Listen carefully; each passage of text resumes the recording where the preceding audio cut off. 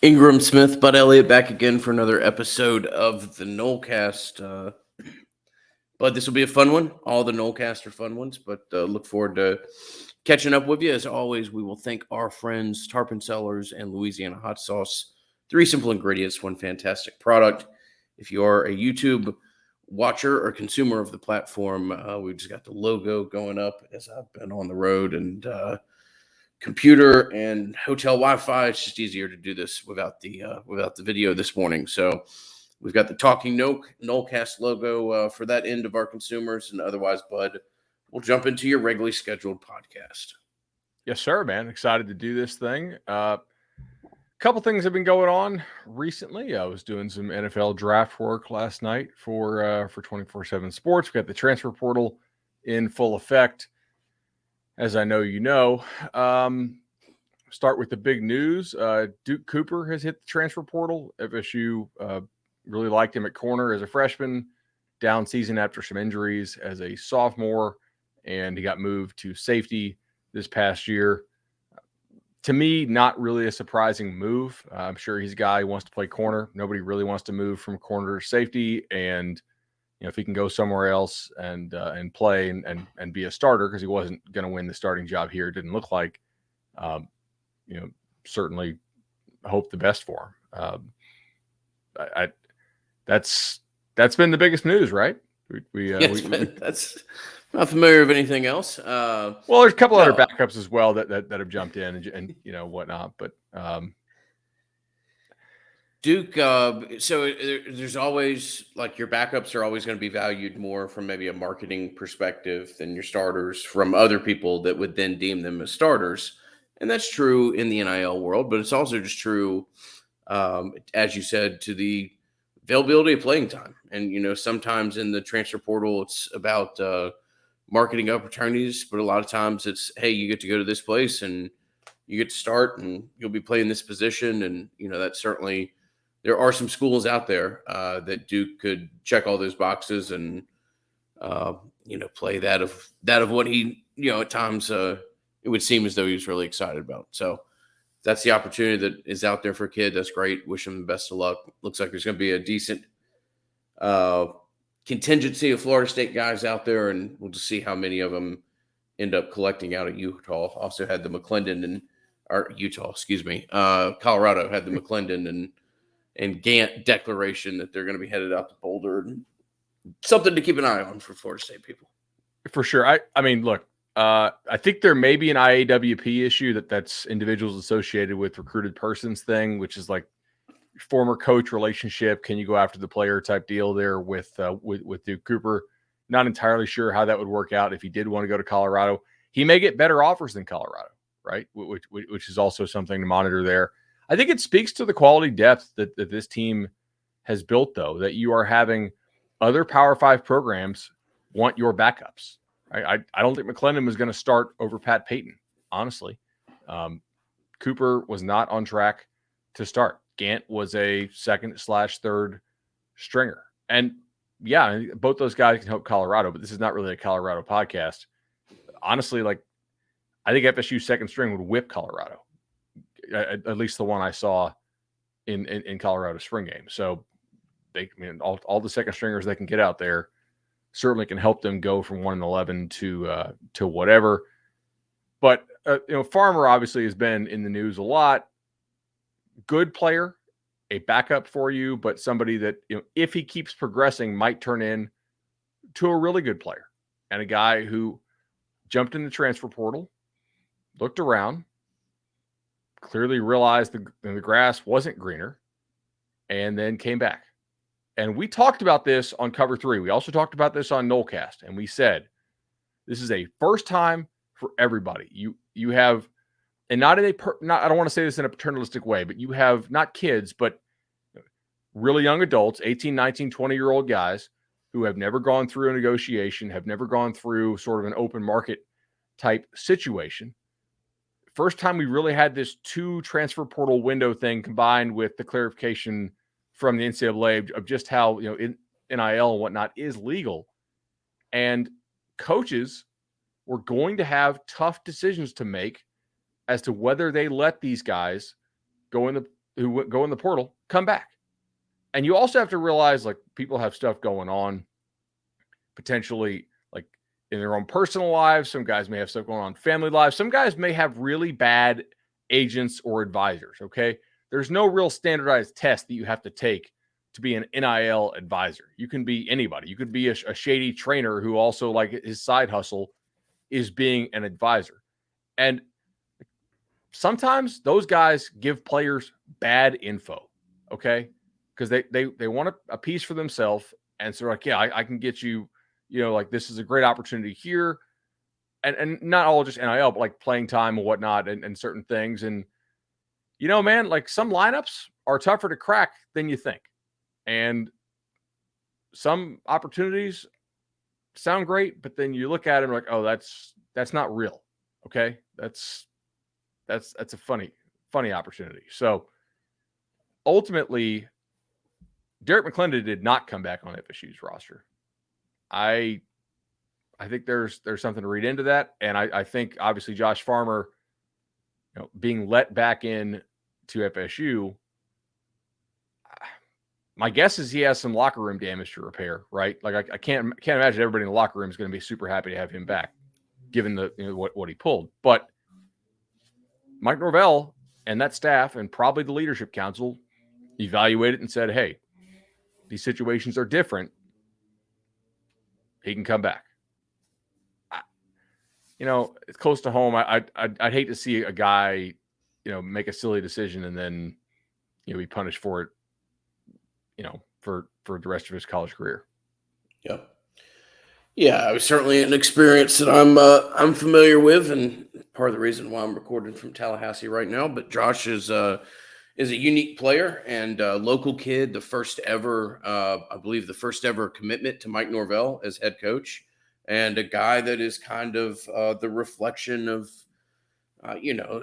not everything that this program is right about, but certainly the reflection of what they've done. And they believe that they're great coachers and developers, and there's a great example to point to as a local product that came in as a 250-pound lineman and has turned into, one of the better younger lineman players along line of scrimmage in the league, and very promising prospect in his own right. So, Josh appears to really have a significant coach or relationship with his position coach, and I'm sure that things ultimately can be worked out there. And it's a position that you're going to have an awful lot of rotation on, man. And with the way that Florida State matches up with a lot of its opponents this year, a lot of snaps for everybody.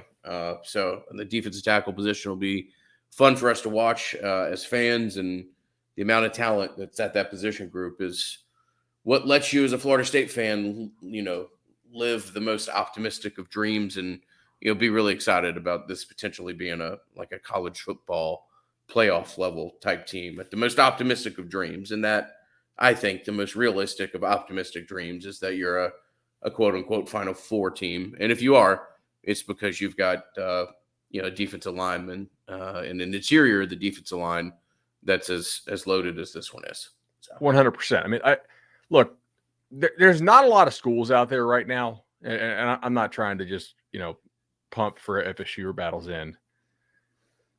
There's not a lot of schools out there that are a better situation to be in right now than the Noles, man. Like, what's their win total going to be? 9.5, 10 from Vegas? Like, that's pretty rarefied air for a preseason win total expectation from the guys in the desert who do this for a living. Culture seems pretty good. Most of the guys seem to like Mike's culture. And it's not a fall in line thing. I think they generally, like most of these dudes, do care about each other. And there is a personal element to this that you have to take care of, certainly. And you got to look out for yourself, because most of these dudes will never see the NFL. And they, they can get some additional benefits, maybe some playing time. I totally understand it and do not begrudge them of that. But I think it does speak to what you said with the defensive line depth. I mean, Fabian Lovett is a pretty damn good football player when he's healthy. I think if he had been healthier last year, he may not be on this roster right now. He may have not. No, he wouldn't be a first rounder, but I think he'd be a guy who would probably be picked over the weekend if he had stayed healthy and put up the season that he was expecting to put up. You got him back. Braden Fisk, is he a first round type guy? I think very unlikely, but he's somebody who, and I know we'll do a little draft segment later, like maybe could get drafted, and certainly a very good college player, which is where FSU plays. They don't play in the NFC East. Dennis Briggs, like if he can bounce back from his injury, now didn't see a ton of flashes in spring, but we'll see. Like as he continues to progress, continues to get more comfortable, maybe like that's a really useful piece, right? Daryl Jackson, we're waiting on the waiver. Daniel Lyons has a bunch of potential. Farmer has a bunch of potential. Malcolm Bray has contributed in spots. Tafasi is a guy that obviously flashed some even in the spring game. This is a very deep unit. And to your point, I mean, FSU is going to be double-digit favorites in more than half of its games. I'm currently projecting. When we do our snap count draft, I don't think any of us is going to take a defensive tackle to have like more than 400 snaps this year. Or at least I'm not. I'll give that away to the audience right now because of all the subbing they're going to do. Odell likes to rotate his guys. He's not one of these dudes that's playing their starters the whole time, right? So there's a lot of snaps to go around. Fun conversation to have, and we want to thank Chad and Shannon, the legendary team, those that started as a legendary team and then kind of moved around and have come back to be their own shop over there. Fantastic people. And you've worked with them twice. I believe 500 of our listeners have now worked with them. It's legitimately one of the better partnerships in the American sport, subgenre of podcasting. We've been ever so fortunate to work with these guys. Exceptional people, but I'm going to let you give the phone number so I don't accidentally send somebody to a 1-900 number again. But brilliant dudes. Big thanks to Shannon. Big thanks to Chad. Passionate about the Noles as always, and the group text has been lively the last couple of days. But great people, and we thank them ever so significantly. So and actually had a listener. We can't bang this phone number enough because I had a listener reach out yesterday and it's like, hey, what's the phone number? It's like, man, you guys. And so I thought he was screwing me, but he said his friend needs a home loan and he's not an FSU guy. It's like, well, we'll still accommodate you. So 844 FSU loan, 844 FSU loan, and Chad and Shannon should be expecting a call from Joseph's friend pretty soon here. So pretty excited about that. All right. So transfer portal stuff. This closes in 3 days. I know you'll be taking your lady to a somewhere maybe without a cell phone in 3 days, I would imagine. Now, a couple things people need to know. The portal closing means you cannot jump in. It does not mean that you cannot still make a decision, right? And I think there is some sort of like late window for grad transfers over the summer. This is important to remember because to this point, Florida State is not throwing out offers publicly to kids in the transfer portal. Don't you think there's some intentionality to this because they don't want kids on the current roster to transfer out? I think there's certainly, some level of intention that everybody goes about doing their work.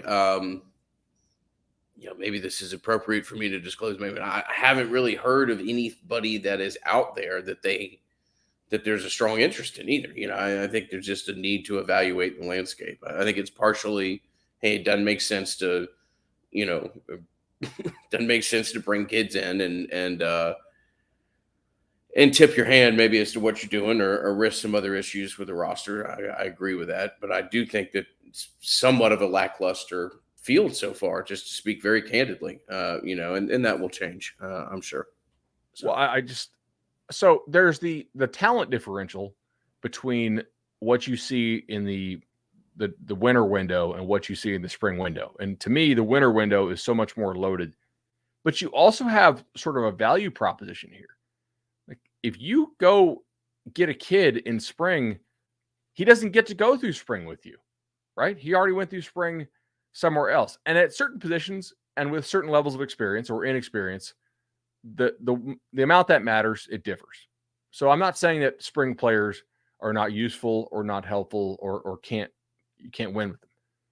But I do think there is a sort of premium to what FSU did in going out and getting their guys in the winter window because they got to go through off-season conditioning with the staff. They got to go through spring ball with the staff. I mean, this was a very intense in terms of like scheme spring. They're really trying to put in a lot of stuff and make sure that they can run it and understand it. I'll contrast this here with some other programs that are having to build their roster. I mean, if you're Colorado is the obvious one. Well, I'll talk about. They're going to bring in like 50 new players or 40 new players in July and August. And I had a coach the other day who was like, they kind of just wasted a spring. They treated it more like the NFL, where it's just like they kind of figure out who can play and who can't, but they didn't get to actually work together much as a team because they turn around and cut like 2/3 of the guys that were actually on the roster. This is all so crazy, by the way, that in spring. So I definitely get that. I mean, there are certain spots where I think they could still use some help. Obviously, a safety, just for depth purposes, since you lost Cooper, who was I think a nice depth safety for you. Like that would be a spot you could look at.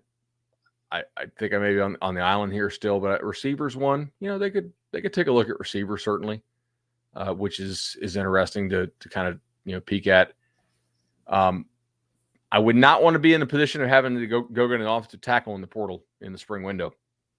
Not a lot of high level guys out there right now.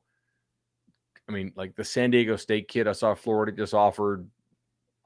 Okay. Colorado had a guard jump in the portal. He got offers from like Washington and UCLA immediately. So kind of thinking that's probably not one of the ones that they were cool losing, even though they said basically they were cool with everybody going except for the receiver. It's interesting. I do think FSU has room to add a couple more guys, and it wouldn't shock me if some more like career backup type guys decide to enter the portal for the Noles. And honestly, like you can enter the portal, stay on academic scholarship, and just not be on the roster if they needed to kind of clear room.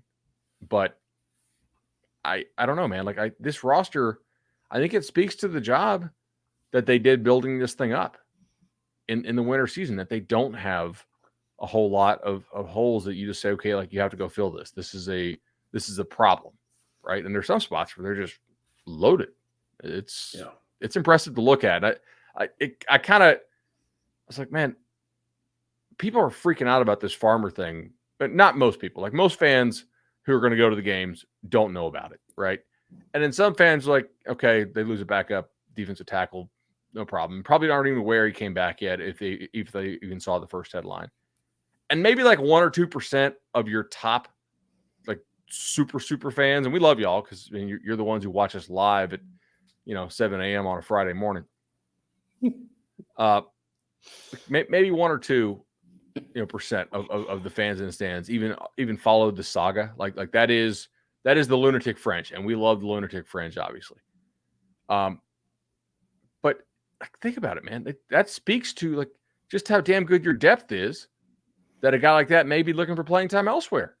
Yeah. I mean, think about that. Well, also speaks to the size of the fan base, because I can assure you that the lunatic fringe is not an insignificant size. And when you get 1 to 2% of any fan base that gets fully invested, as some people do in these things, and that's awesome. It's why we've been able to have a podcast for 14 years or whatever, and it's why Florida State, despite not being an old line quote unquote institution, is able to have the backing that it does to field rather consistently top end athletic programs. So, but no, it's awesome, man, and it's crazy. And I can assure you that I've heard from 1 or 2 of the 1 or 2% in the past 72 hours. So I've gotten, bud, just speaking here as 2 friends, dog. Oh my God, there's been some emails that have been. Did you get some helpful advice? I've gotten a lot of helpful advice. I've also gotten a lot of like, dog, just get it done. Like, okay, there's a little more going on than what maybe we're all immediately aware of. But also, I mean, like obviously, private companies, you can't share this kind of stuff with me. But like, there's also the potential, like, bro, already got it done, and like, take it or leave it. Right? Yeah. Like, there's like, obviously in business, a lot of times it's not always a renegotiation going on. People assume that. And I think that's I think that's false to assume that. Like sometimes, best and final means best and final. Got some very passionate fans, and that's obvious to see. And the athletic department. This is not what we had on our show sheet, but the athletic department's really been tapping into some of these fan metrics and stuff recently. Haven't you loved seeing some of the graphics and stuff they've created? That Florida State's like the third most popular Oh yeah, program in the entirety of the Southeast region, behind Georgia and Alabama and some other things. We've been thumping our chests a little bit as to the strength of the brand and the strength of said fan base. So I also love the. I'm not going to defend UF here, but like I'm going to defend UF against bad numbers. They're like, no fan base has declined. This is not FSU putting out the graphic, but I've seen these on social media, and it's like no fan base has declined more in the last 2 years than Florida. I was like, you don't say, like back-to-back losing record type things. Like what? How are we measuring yeah, this? It's yeah, multiple different rebrands on the NIL front. Absolutely, yeah. It's been a tough man. stretch for those dudes, definitely. But yeah, I think I saw Florida. Was it Florida and Auburn that had two of the more concerning trend lines as far as Yes. fan support and something like that? I mean, Auburn will always be fine. Those people are wildly passionate, and when Jordan Hare's cooking, it's as crazy as the places there is in college football. And as much as I love chuckling at our Florida friends, alumni size and affluence will only let you slide so far for so long. So I'm sure You don't they'll think get Florida's fan base has shrunk 40% in the last 2 years? I don't know that. I think that might be some funny math. Absolutely, yeah. That would make sense to me. All right, so let me see here. We talked that. Did you watch the draft last night? I watched a little bit of the draft. I went out, had a bite to eat with a mutual friend of ours, but unfortunately, the draft was like on a TV that was directly behind me, so I had to like absolutely turn around and look at any pick, and just kind of enjoyed it play by play. I mean, I wanted to get your opinion. The Jahmyr Gibbs pick just absolutely blew my mind. I don't know. We haven't had a chance to talk about that, but that was the one that really stood out to me. If any running back's going to be taken, that highly, it was interesting to see what Atlanta did with one of the better college running backs in the last 3 or 4 years with the kid out of Texas. But I don't know if it's just because I'm so familiar with Gibbs as a high school prospect coming out of Dalton, and I saw him go to Georgia, and great player, super talented physically. But the idea that guy went 12th overall was one of the more surprising takeaways last night for me, anyway. So, do you know who has spent the most draft capital on running backs in the last 20 years? I know nothing about the NFL, so I won't even feign this part It's of it. the I'll just Detroit let you run with Lions. it. Yeah. Yep. So the team that used to take a wide receiver in the top 6 pick every year's moved over to running back at this point. They also love to take running backs far too high. Like they're taking Jahmyr Gibbs to replace DeAndre Swift, who they took with a premium pick, like the second pick in the second round a year or two ago. Like he's already they've already determined he's not any good, so they'll try to trade him. And Ingram, second trivia question for you here on the NFL. Do you know who has the longest drought, the longest streak here active without a playoff win? Is that the Detroit Lions by chance? It's weird. It is. Wow. It is all like I don't know how this correlates or something, but they have not won a playoff game since 1992. So yeah, 1992. Wow, Jesus. I mean, Gibbs is an electric player, but the best teams don't do this, right? Like the Chiefs took one at 32nd, not 12th or wherever he went. Right? That was crazy. And the Chiefs were also like really loaded at the time. And I mean, Edwards-Helaire busted. I'm sure if you asked them, they would rather just take another offensive tackle, like a position that's going to cost you a lot of money in free agency. So to shift, I wanted to talk about this real quick to shift the conversation because this is so important for FSU and they've used the transfer portal so effectively. I'm looking down the list at like which first rounders were transfers, right? So, and there is a point to this because I have some positional stuff I think we can talk about when it comes to recruiting versus transfers and how it impacts FSU. So Bryce Young, no. CJ Stroud, no. This is just if they transferred or not. Will Anderson, no. Richardson, no. Witherspoon, no. Paris Johnson, no. Tyree Wilson, actually, yes. He was an A&M signee, and then he transferred to Texas Tech. Bijan, no. Jalen Carter, no. Darnell Wright, no. Skronsky, no. Gibbs actually did transfer. He transferred for his senior year from Georgia Tech up to Alabama. Van Ness, no. Broderick Jones, no. McDonald, no. Forbes, no. Gonzalez, yes. He actually transferred for the final year from Colorado to Oregon. Jack Campbell, no. Cansey, no. Smith-Njigba, no. Johnson, no. Zay Flowers, no. Although a certain team in Florida definitely tried last year. certain team out there. We'll have to check in with that stock at some point. Let me get my proper magnifying glass out so I can see exactly what. Oh, we have our where to stock put the up, stock decimal. down, stock up, Yeah. stock down segment. We'll play that in a minute. All right, Jordan Addison transferred to USC pretty publicly last cycle. Deontay Banks, no. Kincaid, we're gonna count this. He transferred after 1 year at FCS San Diego to Utah, but he only played football for like 7 games in high school. But I guess yes, that is a transfer and an interesting case, right? Like it turns out if you put on 50 pounds but you maintain your speed, you may be a much better player than what you were before you put on 50 pounds. Mozzie Smith, no. Anton Harrison, no. Miles Murphy, no. Brzee, no. Nolan Smith, no. And Felix Honor-Dike Uzoma, no.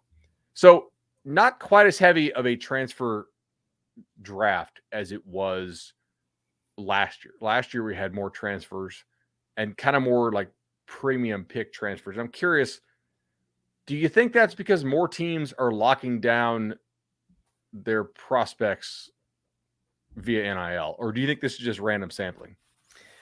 A little bit of both. I do think that teams getting a better idea as to how to go about doing this, and certainly retention has its role in the idea and importance of retention is kind of maturing as this market matures and people have more information to kind of gather their data points by. But I also think that the further that we get away from COVID, the more normal numbers that we'll be able to look at and work with as well, and that's probably skewed that to an extent. A drop on my part in not mentioning that I did watch the draft last night at Madison Social. Bud, you'd be proud of me. Oh, there Actually, you I had 2 meetings. I had a lunch meeting at Madison Social, and then met a friend at Madison Social for a beer and 8 of the best wings that Tallahassee has to offer. So, big thank you to Matt Thompson and his team for the longtime support. Charlie Park is Tallahassee's best rooftop bar and the entity that we specifically partner with this year. But Matt and his team are fantastic across the board, and as always, a big thanks to them. No doubt about it. They are pretty awesome, and I like. Honestly, I think if you rank like your favorite beers, one of the best beers is like post camp beer when you've been out in the sun for 12 hours and like you got the laptop, you got some work left to do, but you just you're able to throw a couple back there at Mad. So they have some decent Wi-Fi. It's that's definitely a refreshing one. So last night, 1, 2, 3, 4 or 5 offensive tackles. 5.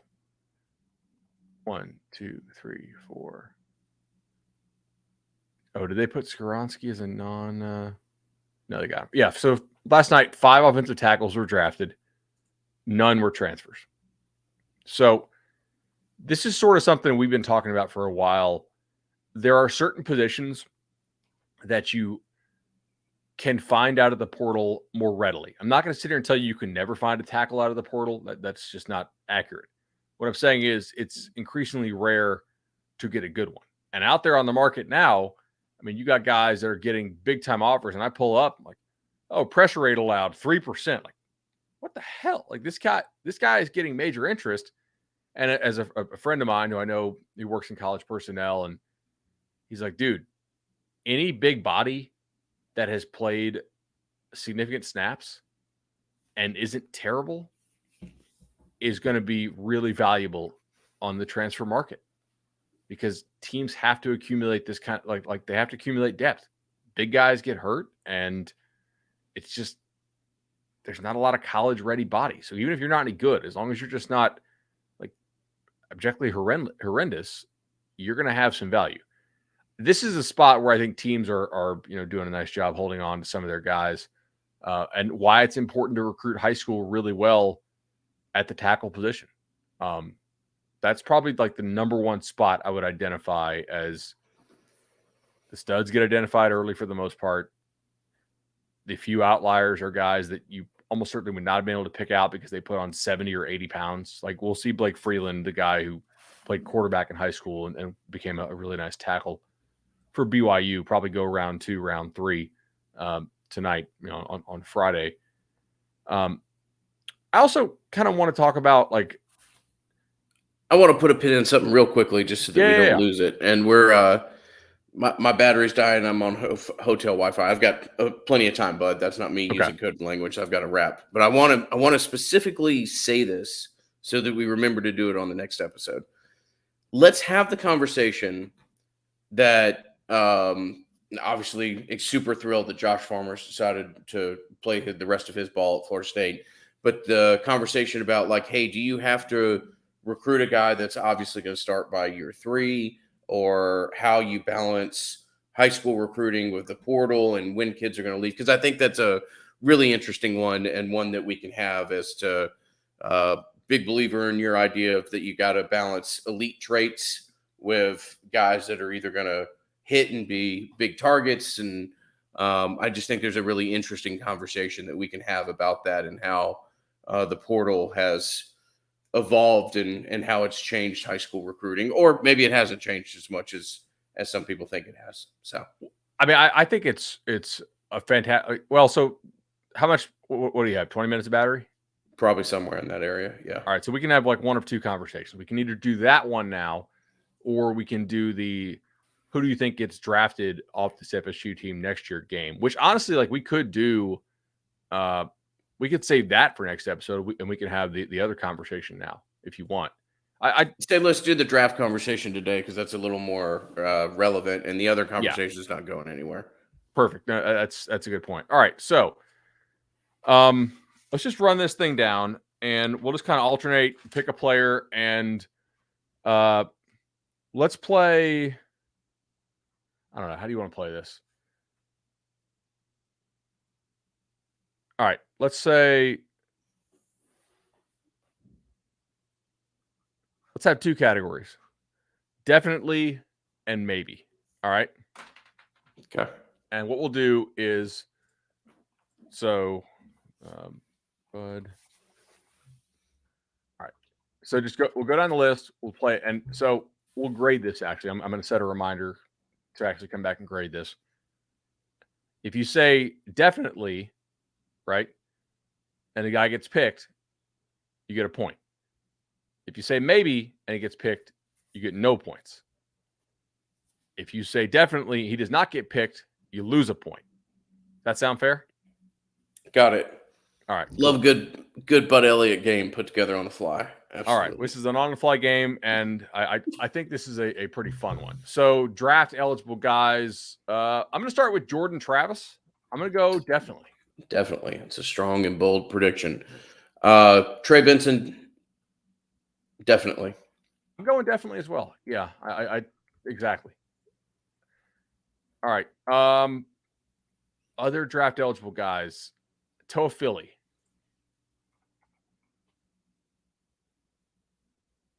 I'm gonna have to go with I'm gonna hit him with the M, the maybe. Maybe. Okay. Jared Verse, definitely. You gonna drop the definitely on him? On Toa Philly. I'll take a risk at a point there. Yeah, I think Toa Philly will get drafted only because I think he is the player in which the game is evolving into. He is. I'm not comparing him to Jahmyr Gibbs, but if somebody's going to take that type of player with a 12th pick in the overall draft, then I think Lawrence Toa Philly has a draftable grade in his future. So perfect. Okay, I like that. All right.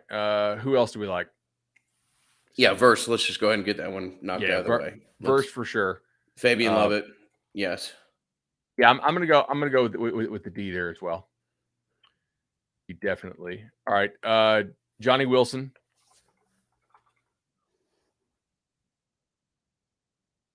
Two Ds. Let me see here. Who else? I'm scrolling down this thing. Is that it for our, obviously, like Toe Philly we threw in there, which he should have come later. Is that it for our definitely's, or do we think there's I'm more going to embrace definitelys? risk this weekend. Look at that. We may have a difference of opinion. I'm going to say Kalen DeLoach will be a draftable prospect Oh, as well. Again, I think that guy just fits with where the game's headed and unique skill set, relatively speaking. So I could see that. I'm going to put the maybe on him, but like I given the mobility and the smaller frame, maybe he has a really big year in coverage and go ahead and becomes a draft pick. I like that. Fintrell Cypress, definitely. Yeah, I I mean, think he's a game pick.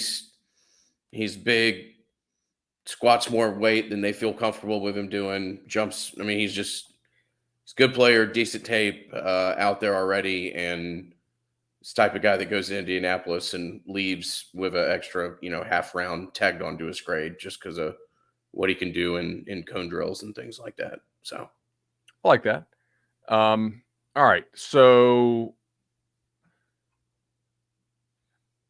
I'm gonna go. Who do we have here? He's actually like draft eligible for this year. Oh, Jaheim Bell. yeah, yeah. I'm gonna say definitely because of the pass catching ability. I will say definitely as well. And I will say that if you're looking for someone that can help you with payroll or HR or anything else, then you definitely need to look at our friends at Congruity. Matt Lewis, fantastic guy. I've thoroughly enjoyed working with Matt Lewis. It's been a fantastic addition for us. And now working with double digit Seminole owned and affiliated businesses. Just a great dude. I think put two more people in touch with Matt over the last 2 weeks or so. And we don't have many sponsors on this podcast, relatively speaking, or let's just say we don't have a lot of sponsor turnover. It tends to work, and Congruity is another great example of that. And so, big thank you to Matt. CongruityHR.com is the website. As always, you're welcome to reach out to me if you'd like a third party introduction. No doubt about it. So Renardo Green. Maybe, and that's only because of how tall Renardo is and some other things that factor into the draft grade so much. Renardo Green has continued to improve and turned into a level player and brought a level of consistency to his game that I wouldn't have predicted, a year and a half ago. It's really turned into a very, very solid college cornerback and works his tail off to do so. Sundays are a little different when it comes to the physical dynamics, or at least the physical dimensions sometimes. For sure. I'm going to go with a maybe on Kyle Morlock. Obviously, like, we may not be able to evaluate this one for 2 years, but I think there's some potential there, and I just like I think he does have some ceiling there. Obviously, not there right yet as far as like an NFL guy right this minute. Right there, I do think of maybe of all the guys that we have that we're like 3 or 4 games into this and we revisit it, we could see a D getting put up next to this guy's name pretty quickly, only because he's not one of these like super, transcendent athletes that play this position that sometimes you see. I'm not trying to make stupid comparisons here that really aren't fair to a kid, but he's got all the physical traits in the world in his growth trajectory, just as far as how he's adjusted to coming from a place like Shorter, really impressive. And we talked about this during spring. Morlock's not the guy to catch one and maybe take it 71 yards, but I could see where we're 3 or 4 games into the season and we're like, yeah, Kyle Morlock had, 6 receptions for 77 yards in a game or something like that. I think that could happen fairly early for that kid. And it could become pretty clear that he has Sunday prospectus next to his name. We'll see. Agreed there. All right. Let me see. We'll skip him. Probably skip Pittman till we see what he comes back after the injury, right? Like that's. I mean, nobody's going to say definitely on that at this point. All right, here's an interesting one. Kentron. Kentron? I'm going to go maybe. Maybe, but certainly trending positively. I mean, Yeah. Kentron has emerged and has the frame to turn this into a definitely in time. Yeah, he's Kentron's been really impressive with what he's done and how he's continued to carve out space for himself in that room. Robert Scott, I'm going with maybe, given the injury history here. Yeah, maybe a guy that if he puts together a year and helps to ease some of the injury concerns again, can absolutely turn into a draftable prospect. Here's what I'm going to throw at you. I'm going to take it definitely on Bless Harris. Yeah, I agree. Not trying to make crazy hype for a kid, but everything that I saw in spring was very impressive. Let me see here. Jeremiah Byers. Maybe. I mean, I just like to He's got 2 years. Yeah, he's got a good amount of time. Love to see how it translates from UTEP. But a guy that, there's a reason you had to convince him to come here over some of the more larger brands in the sport right now. Bright future for Jeremiah. For sure. All right, Patrick Payton, I'm going with the definitely. Yeah. Oh, he's not eligible for next year's draft anyway, right? So, yeah, he's not. Bethune, that wouldn't be third year Pat Payton? I thought it would be. Am I wrong? Didn't he just win the Rookie of the Year? I thought. Or wait, so the following? No, this will be his second year. Excuse me. Yeah. I misunderstood what you were saying. Okay. Let me see. He's off the roster. I wouldn't put him on there anyway. What about hell? Let's say Farmer. I'm gonna go with a maybe on him. Maybe a very draftable prospect and a guy that if he has the type of year that I think he might, I could certainly see him going. I mean, the ideal thing would be for him and Daryl to both have fantastic years and see the two Gadsden County products be able to, parlay that into professional football immediately. So I'm gonna put a maybe on Daryl Jackson as well. It's really just all up to him. I mean, he's got to get the waiver, and then he's got to put the work in consistently and be a consistent performer. But certainly has the talent to get picked up. Yeah, when everything's there as draftable prospect as there is on this roster. Yeah. I mean, both of these guys very much have NFL futures if it's there. For sure. Dent, I'll go with a maybe. I sometimes you see these guys who are highly rated prospects bust out in their final year, so can't dismiss it. At this point, he's not had a draftable career to this point, but you can't rule it out, I guess. All right. I'm not sure we missed anybody else. I can't see Murray Smith or Washington getting picked at this point. Roddick, if he has a huge summer and definitely takes a starting job, potentially could, but I'm not sold there that it's enough to throw a maybe on. Anybody you think we're missing that could go for this draft if they're eligible? Not immediately off the top of my head. No, I'm sure there'll be somebody. All right. So I mean, look, this is a cool exercise, and we will grade it. But I think that the bigger point of this is kid from Illinois. That's the only dude that I'd put a maybe on. Oh, Span. Yeah, that's a good point. Yeah, that's just him. The speed. Yep. And the fact that he, like I said in the last podcast, you just catch that dude out of the corner of your eye, you look immediately back because that's what an NFL wide receiver looks like. I mean, that's it. No doubt.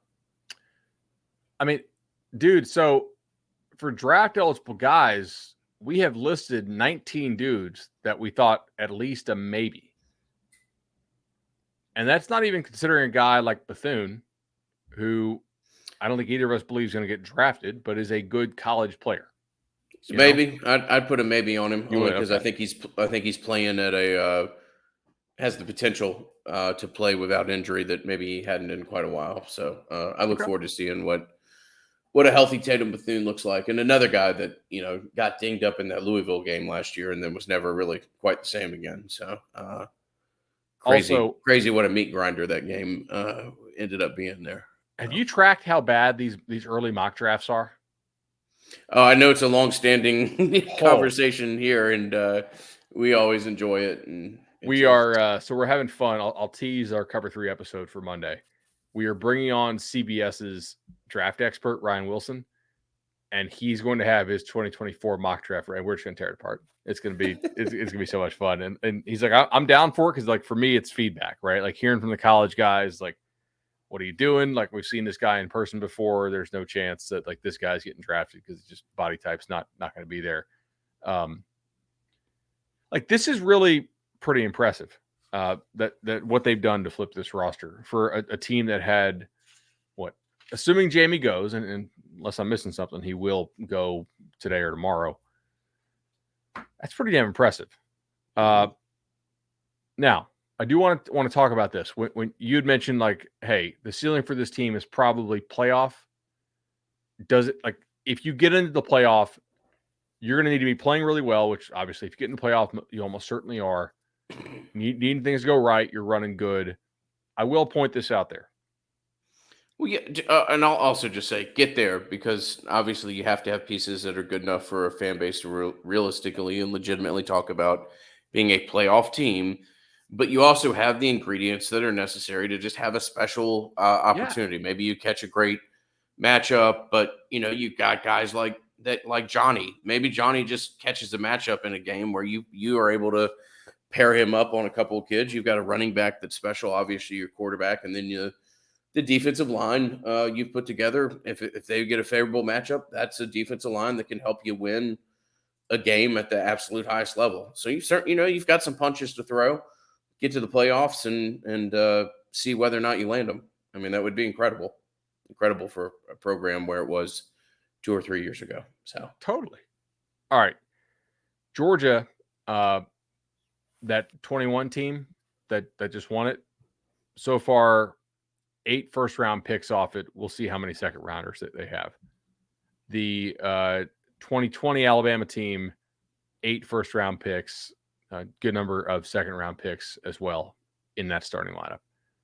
19, which was LSU, 6 firsts, 5 seconds in their starting lineup, and 18, which was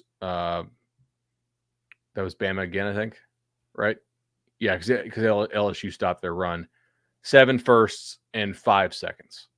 And then the Clemson team that won had slightly less, which is not really that surprising. I think they had 5 firsts and 4 seconds, but they also had, one of the best quarterbacks ever to play the game of football at the college level.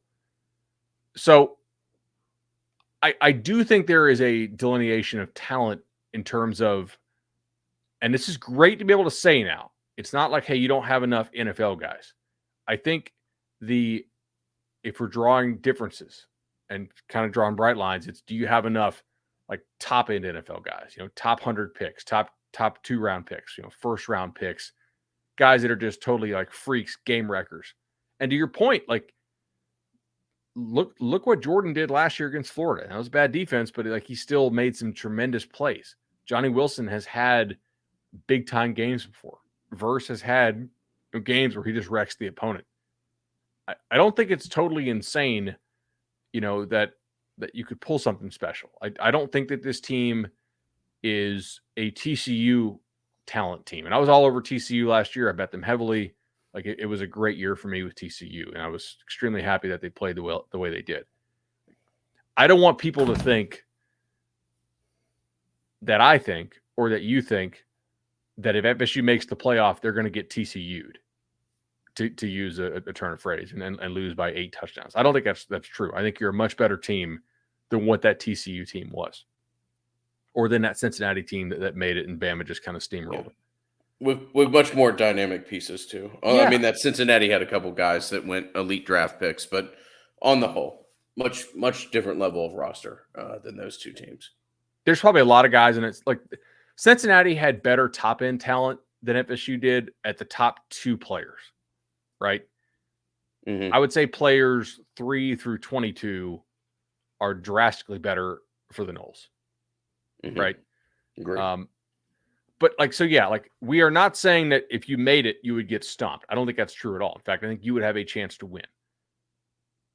At the same time, there is a reason why, like, you're encouraged to see the high school recruiting rankings continue to go up because of what we read off in terms of the transfers who do, go first round, second round, and those who don't, and the level of just, it's a crazy level that you got to get to win it, right? You got to recruit like blue chip ratio, and then you got to develop the hell out of them and hope you stay healthy. And it's tough, man. But like, I'm super excited about where this program is right now. Like this is really, really good. And everybody forecasting a huge drop off in 24.